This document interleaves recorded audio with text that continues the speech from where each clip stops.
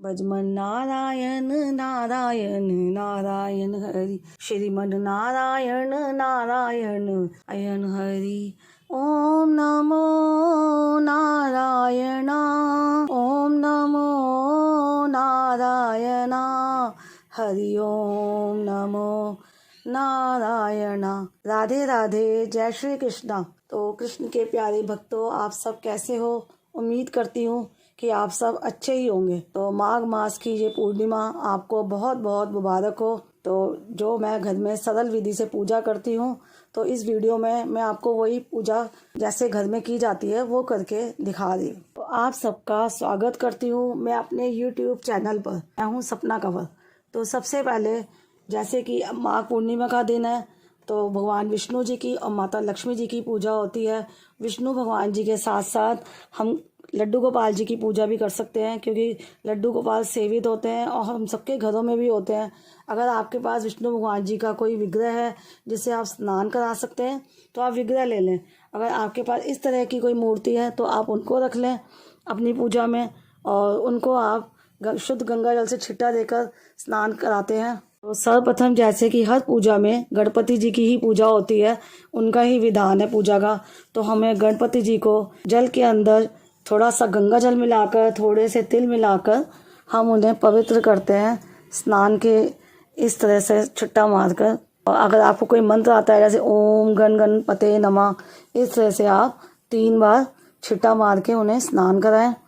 और उसके बाद फिर आप विष्णु भगवान जी को भी इस तरह से शुद्ध गंगा जल मिला हुआ करें। और आपने वैसे तो सुबह हमने सबको स्नान करा ही दिया है पूजा से पहले, पर फिर भी पूजा शुरू की है, चौकी बिछाई है, उसके ऊपर पीला कपड़ा रखा है। तो इस पूजा में फिर आपने अपने लड्डू गोपाल जी को भी शुद्ध गंगा जल का छींटा देकर स्नान कराना है। राधा रानी को भी, और ये गरुड़ देवता हैं घंटी के रूप में, तो गरुड़ देवता को भी गंगा जल का छींटा देंगे। के बाद इन सबको हमने अच्छे से पोंछ लेना है। और सबसे पहले हम एक दीप प्रज्वलित कर लेते हैं, क्योंकि कहते हैं कि कोई भी पूजा जो होती है उसमें हमें सबसे पहले दीप का ही पूजा की जाती है। तो हम दीप को जला लेते हैं। जो भी आपने यूज़ करना है, तिल्ली का तेल या देसी घी का, तो सबसे शुद्ध देसी घी और तिल ही का तेल माना जाता है, तो आप वही ले लें, तिल का तेल और देसी घी। ये जोत जगा कर रख दी है। स्नान करने के बाद गणपति जी को 2 वस्त्र का जोड़ा, जैसे कि ये कलावा के रूप में, ये अर्पित करना है गणपति जी को। उसके बाद हमें गणपति जी को अक्षत अर्पित करने हैं। फिर उन्हें चंदन का तिलक लगाना है, जनेऊ अर्पित करना है आपने गणपति जी को। उसके बाद पुष्प अर्पित करेंगे। आपके पास जो भी पुष्प है आप पुष्प भी अर्पित करें। साथ में ओम श्री गणेशाय नमः, ओम गण गणपते नमः, इस तरह का जाप मन में करते रहें और भाव से पूजा करते रहें। फिर हम अपने जो हमने दीपक रखा है, दीपक के ऊपर भी हमने इस तरह से 2 कलावा चढ़ाने वस्त्र रूपी, उनको भी अक्षत का तिलक अक्षत चढ़ाना है। साथ ही जिस थाली में आपने अपना जोत जगाई है उसमें आपने इस तरह से तिलक भी लगाना है। फिर पुष्प अर्पित करने हैं। विष्णु भगवान जी की हम पूजा करेंगे, उनको चंदन का तिलक लगाएंगे। माता लक्ष्मी जो साथ में उनके विराजमान है, माता लक्ष्मी को कुमकुम का, रोली का तिलक लगाएं। आप विष्णु भगवान जी को हल्दी का तिलक भी कर सकते हैं। अक्षत चढ़ाएं, साथ में तिल भी चढ़ाएं। विष्णु भगवान जी को कलावा वस्त्र रूपी चढ़ाएं, और साथ में जनेऊ। आप जनेऊ को पहले हल्दी से रंग लें, या नहीं है आपके पास सुविधा तो आप इस तरह से चंदन का उनको तिलक लगाकर भी आप ये विष्णु भगवान जी को एक जनेऊ भी अर्पित करें। फिर हमने कलश की पूजा करनी है, अगर हमने कलश रखा हुआ है तो। वैसे तो मैं कलश नहीं लगाती, पर आज मैंने कलश रखा है तो मैं कलश की भी पूजा करती हूँ। अगर आप स्वास्तिक चाहें तो स्वास्तिक बना दें, नहीं तो इस तरह से तिलक कर दें कलश पर। अक्षत चढ़ा दें, रूपी कलावा दे दें, उनको अर्पण कर दें। पुष्प भी अर्पित करें। जैसे विष्णु भगवान जी को आपने पुष्प अर्पित करना है। माता लक्ष्मी जी को अगर आपके पास गुलाब का फूल है तो आप गुलाब का, नहीं तो कोई भी आप पुष्प अर्पित कर सकते हैं।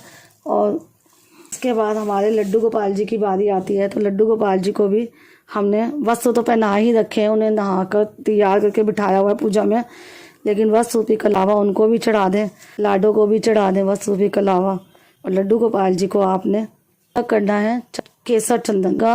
राधा रानी को करेंगे कुमकुम से, भी चढ़ा देंगे हम। के बाद पुष्प अर्पित करेंगे। कान्हा जी को। गोपाल जी के दर्शन करिए। बाल गोपाल जी ने अपने सिर में बाल नहीं लगाए क्योंकि शरारत कर रहे थे, तो मैंने इन्हें छोटी सी पगड़ी पहना दी है। राधा रानी के आगे भी पुष्प अर्पित करें। इसके बाद आपने पूजा शुरू करनी है। आपने सत्यनारायण भगवान की कथा होती है, जो आपके पास पुस्तक होगी इस तरह से, तो इनकी भी आपको पूरी पूजा करनी है। जैसे कि हमने शुद्ध जल से इनको भी स्नान कराना है, छींटा देकर, फिर इनको वस्त्र रूपी कलावा देना है। 2 कलावे इनके आगे भी अर्पित करने हैं, तिल अर्पित करना है, अक्षत अर्पित करना है। ओम नमो भगवते वासुदेवाय, ओम नमो भगवते वासुदेवाय, ओम भगवते वासुदेवाय। तो इनको भी आपने चंदन का तिलक करना है। और बाकी इनके साथ जैसे ये एक पंडित जी बैठे हुए हैं, पूजा कर रहे हैं, पाठ हवन कर रहे हैं, उनको भी आपने तिलक कर देना है। सबको तिलक कर दीजिए आप। किले का है, उसको भी तिलक कर दो। और उसके बाद इनको भी अक्षत चढ़ाना है, पुष्प चढ़ाना है। जैसे आपने सत्यनारायण की जो आप कथा करेंगे, तो इस तरह की जो भी पुस्तक होगी आपके पास, उसका आपने विधि विधान से अच्छे ढंग से पूजा करनी है। और उसके बाद आपने फिर पूजा शुरू करनी है। तो आप सत्यनारायण की कथा करेंगे, और सत्यनारायण की पूरी कथा होने के बाद आपने फिर भोग लगाना है। भोग में आप कोई भी ऋतु फल ले सकते हैं, जैसे कि आजकल आंवला भी मार्केट में आ रहा है, आंवला भी चढ़ा सकते हैं। तो मैंने केला ही मंगाया है, अभी मेरे पास यही अवेलेबल है। तो मैं केले का भोग गणपति जी को, विष्णु भगवान जी को, ये मेरे गुरु महाराज जी को, वैसे लाडो को और कान्हा जी को भी रख दिया है। आपने जब भी पूजा करनी है विष्णु भगवान जी की, तो उनको तुलसी का जो दल होता है वो ज़रूर हर भोग में रखना होगा आपको। गणपति जी की पूजा में आपने तुलसी दल नहीं चढ़ाना, कि गणपति जी को भोग आपने ऐसे ही लगाना है। और कान्हा जी को भी आपने तुलसी दल रखना है, तभी वो भोग ग्रहण करते हैं। और साथ में तुलसी की मंजरी भी मैं कान्हा जी को चढ़ा रही हूँ, क्योंकि कान्हा जी को तुलसी जी की मंजरी चढ़ाओ तो वो बहुत प्रसन्न होते हैं। और मैंने साथ में अपने तुलसी माता का ये छोटा सा रखा है गमला, तो इसकी भी पूजा कर लेते हैं। इसकी पूजा सुबह हो चुकी है, तो हम इनको भी वस्त्र चढ़ा देते हैं, कर देते हैं अक्षत। तुलसी माँ को प्रणाम करके उनके आगे आप पुष्प चढ़ा दें। और जो आपने दीपक जलाना है, उस दीपक पर भी आपने इसी तरह से पूजा करके रखना है। जो पूजा होती है ना, उसमें आप अबीर और गुलाल एक फूल के अंदर इस तरह से आप लगा लें, गणपति जी के आगे अर्पित कर दें आप। इसी तरह से आपने थोड़ा थोड़ा ये लगाकर सभी देवी देवताओं के आगे, जो भी आपके आराध्य देव आपने मंदिर में रखे हुए हैं, आप उनके आगे गुलाल और अबीर, क्योंकि बसंत पंचमी से वैसे भी होली का त्यौहार जो होता है वो रंगों का वो मनाया जाता है मथुरा में। तो इस तरह से हम घर में भी जो पूजा करते हैं, तो अबीर और गुलाल भी चढ़ाया जाता है पूजा के अंदर। तो अब मैं आपको जोत की थाली दिखाती हूँ। जोत की थाली मैंने तैयार कर ली है। आपने कपूर आरती करनी है तो आप कपूर आरती कर सकते हैं। आपने अगर जोत से करनी है तो एक दीपक अलग जला के इसको यहीं रहने दें और फिर जोत से आरती करें। तो मैं कपूर आरती करूँगी, तो मैं कपूर डाल लेती हूँ और इस पूजा को संपन्न करते हैं। और पूजा करने के बाद अपने आराध्य देव के आगे और विष्णु भगवान जी के आगे कथा होने के बाद आपने भोग लगाना है। तो आज पूर्णिमा है, तो पूर्णिमा को आटे का चूरमा बनाया जाता है और उसमें केला इस तरह से काट कर केला भी उसमें डाला जाता है। और अब भगवान गणेश जी को आप बिना ही तुलसी दल के भोग लगाएं, और जब आप भगवान विष्णु जी को भोग अर्पित करें और साथ में लड्डू गोपाल जी को, तो आपने तुलसी दल ज़रूर रखना है।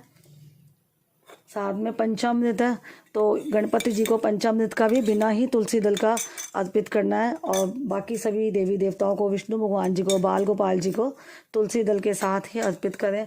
और ये मैंने मखाने की खीर बनाई है भोग के लिए, क्योंकि पूर्णिमा को कहते हैं खीर ज़रूर बनानी चाहिए।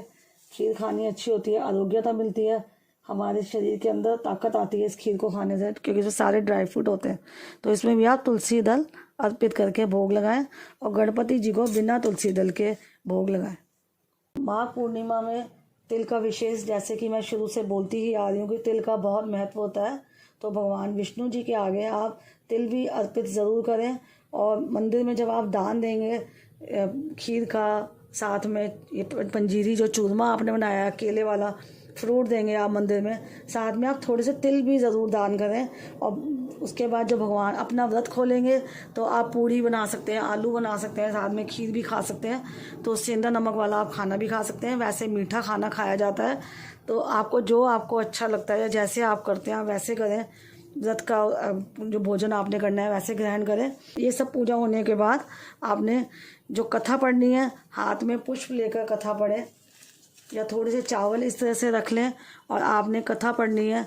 सबसे पहले आपने पढ़ना है भजमन नारायण नारायण नारायण हरि, श्रीमन नारायण नारायण नारायण हरि, ओम नमो नारायण, ओम नमो नारायण हरि, ओम नमो नारायण हरि, ओम नमो नारायण। फिर कथा आपने शुरू करनी है। तो सबसे पहले प्रथम अध्याय आएगा, तो आप मत्था टेक कर आप पहला अध्याय पढ़ें। उसके बाद फिर से भजमन नारायण नारायण आप करें। तो ये वैसे मैंने ये सत्यनारायण भगवान की कथा अपने चैनल पर वीडियो बनाकर अपलोड की हुई है, तो आप उस पर भी सुन सकते हैं, किसी पुस्तक से भी पढ़ सकते हैं। और सारे अध्याय एक एक जैसे होते जाएंगे। आपने भजमन नारायण पढ़ना है। भगवान अति प्रसन्न होते हैं और पूजा करते करते हमारे मन में भाव के लिए बहुत ही पवित्र भाव भी उत्पन्न हो जाते हैं। इस तरह से सारी पूजा कथा करने के बाद आपने लास्ट में आरती करनी है। तो आरती की थाल मैंने, और जो पुष्प आपने हाथ में लिए हैं, साथ में अक्षत या तिल लिए हैं, वो आप भगवान विष्णु जी को आगे समर्पित कर दें। और थोड़ी सी दक्षिणा, जो कि एक क्षमा याचना होती है कि हे प्रभु, हे हरि, पूजा के दौरान हमसे कोई भूल हुई है, कोई गलती हुई है, तो आप हमारी उस भूल को नादान समझकर, ना समझकर उसे क्षमा कर देना। तो इस तरह से दक्षिणा रखें। और जब आप मंदिर में जितनी भी दक्षिणा आपने रखनी है वो आप रख सकते हैं। और जब आप मंदिर में प्रसाद भेजेंगे तो दक्षिणा को भी उसके साथ ज़रूर भेजें। इस तरह से आपकी पूजा संपन्न होती है। और आरती करनी है, तो आरती के लिए आपने थाल लगा ली है। तुलसी मैया जी के आगे जोत का वैसे भी हमने जगा के रखा हुआ है।